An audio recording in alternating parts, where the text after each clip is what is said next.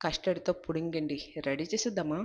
ముందుగా స్టవ్ మీద బండి పెట్టుకొని 3-4 స్పూన్ల పంచదార వేసుకోండి. దీంట్లోకి ఒక స్పూన్ వాటర్ వేసుకొని ముందుగా క్యారమెల్ తయారు చేసుకున్నాక ఒక బౌల్‌లోకి వేసేసుకోండి. దీన్ని పక్కన పెట్టుకోండి. పావు కప్పు పాల్లోకి 3 స్పూన్ల కస్టర్డ్ పౌడర్ వేసుకొని ఉండలు లేకుండా కలిపేసుకొని దీన్ని కూడా పక్కన పెట్టండి. స్టవ్ మీద బాండీ పెట్టుకొని 1/2 లీటర్ పాలు వేసుకోండి.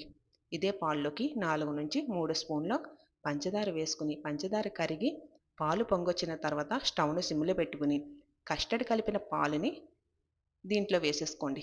ఉండలు లేకుండా ఇలా కలుపుతూ ఉండాలండి.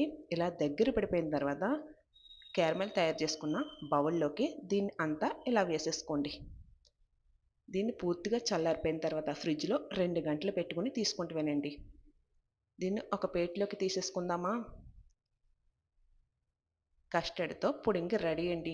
నోట్లో వేసుకుంటే ఇట్టే కరిగిపోద్దండి. అంత టేస్టీగా ఉంటుంది. ఈ వీడియో నచ్చితే గనుక లైక్ చేసేయండి. ఇట్లు మీ గోదావరమ్మ ఛానల్‌ని సబ్స్క్రైబ్ చేసుకోండి.